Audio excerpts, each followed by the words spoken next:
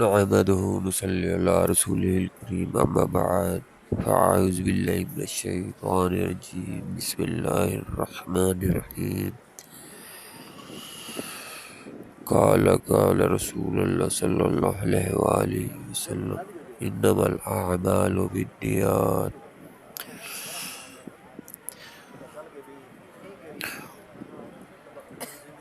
أعوذ بالله من الشيطان الرجيم بسم الله الرحمن الرحيم الحمد لله رب العالمين الرحمن الرحيم مالک یوم الدین صدق اللہ العظیم۔ اللہ تعالیٰ کی حمد و ثنا کے بعد اس نبی پر لاکھوں کروڑوں درود و سلام جس نے ہمیں اپنی زندگیاں سنوارنے اور انہیں منور کرنے کے لیے اپنی شریعت کا راستہ دکھایا اور بڑے شفیق انداز سے اس امت مسلمہ کو سمجھائے۔ آج کچھ حضور قبلہ شیخ امین کی کرامات کا ذکر کرتا چلوں۔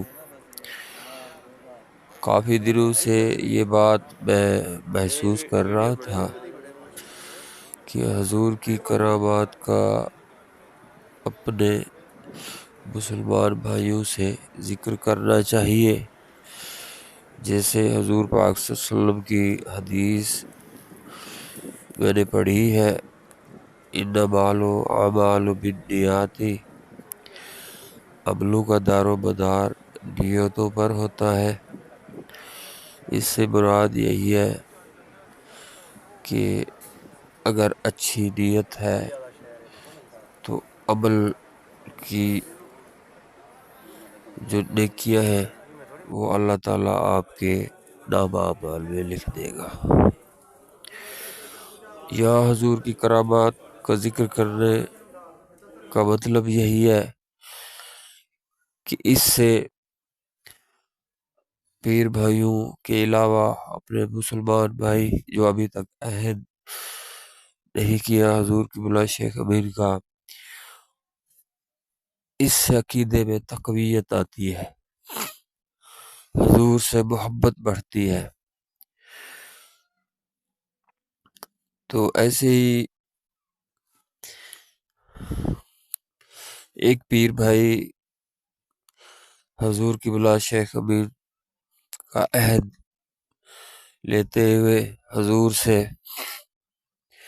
عرض کرنے لگے، قبلہ میں آپ کا مرید بنتا ہوں، لیکن ایک دو ایسی عادتیں ہیں جو میں نہیں چھوڑ پاؤں گا۔ حضور بڑے شفیق تھے۔ حضور قبلہ نے کہا، اچھا میاں اپنی عادتیں نہ چھوڑنا، آپ عہد تو کرو۔ اس کی عادت کیا تھی؟ اس نے اپنی دل لگی کے لیے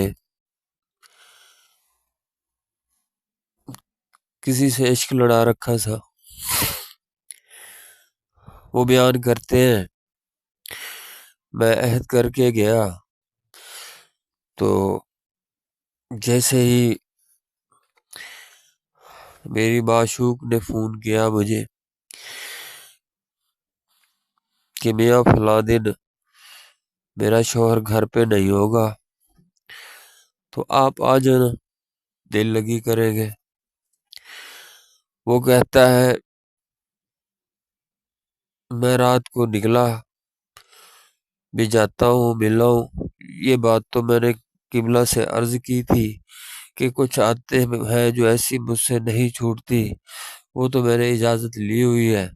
وہ کہتا ہے میں جیسے ہی اس کے دروازے پہ جاتا ہوں کیا دیکھتا ہوں کہ اس کے آگے اس کا میاں آگے کھڑا ہے گیٹ میں، تو دیکھ کر میں اس کو لرز سا گیا۔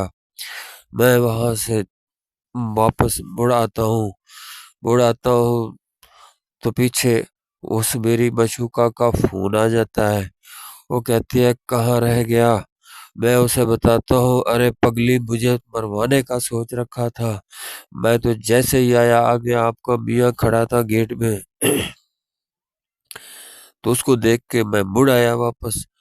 वो कहती है पागल हो गया है, क्या हो गया? वो तो इस्लामाबाद गया हुआ है। आप कैसे कह सकते हैं कि वो यहाँ खड़ा था? वो कहता है मैंने अपनी खुद आंखों से देखा है, तुम्हारी नीयत अच्छी नहीं है, तुम मुझे अब मरवाना चाहती हो, इसलिए मैं वापस आ गया हूँ। तो अगर ऐसी बात है तो आप ऐसा करें, आप फलां पार्क में आ जाएं, वही एक दूसरे को मिलते हैं। वो बताता है मैंने उसे पार्क का कहा तो उसने कहा ठीक है मैं वहीं आ जाती हूँ, आप वहीं पे आ जाना। वो कहता है मैं वहाँ जैसे पार्क के करीब पहुंचता हूँ, गेट के ऊपर मेरी नजर पड़ती है। क्या देखता हूँ कि उसका खामद पार्क के गेट में खड़ा है। तो उसको देखकर मजीद मेरे ऊपर लर्जा तारी हो जाता है और खौफ में आ जाता हूँ कि आज तो इसकी पक्की नीयत है मुझे पकड़वाने की, मुझे मरवाने की। तो मैं अपना फोन बंद करता हूँ, फोन बंद करके वापस घर आ जाता हूँ। ऐसे ही दिन गुजरते रहते हैं। मैं अपनी कश्मकश में रहता हूँ कि मेरी मशूका का अब नीयत बद हो गई है, अब वो मुझे मरवाना चाहती है। तो आज के बाद मैं उसे नहीं मिलूंगा। अब इसी कश्मकश में हूँ और दिल ही दिल में अफसोस भी कर रहा हूँ कि ऐसे कैसे वो बदल सकती है। तो कुछ दिन बाद जैसे ही मैं मुल्तान तशरीफ़ लाता हूँ तो हजूर की महफिल में आके बैठता हूँ। तो हजूर किबला शेख अमीन साहब तालीम फरमा रहे थे और तालीम में बयान करते करते एकदम शेख साहब फरमाते हैं, अरे मियाँ अब तो बस कर दो, कब तक उस औरत का मुझे मियाँ बना रखोगे, उसका खामद बनाए रखोगे? मेरे तो पैर तो जमीन खिसक गई कि ये क्या हो गया। बस उसी दिन से दिल में ये बात आ गई कि आज के बाद ये बुरी आदतें भी गई। ये हजूर किबला शेख अमीन का करामात थी कि अपने मुरीदों को की तरबियत कैसे करते थे। इसलिए मैं कहता हूँ कि आए मुल्तान आ जाए, वहाँ फैज दिन रात लुट रहा है, वहाँ फैज दिन रात बट रहा है। अपनी झोलियाँ फैलाएं और वहाँ से फैज हजूर किबला शेख अमीन का भर भर के ले आए और अपनी जिंदगियां संवारें।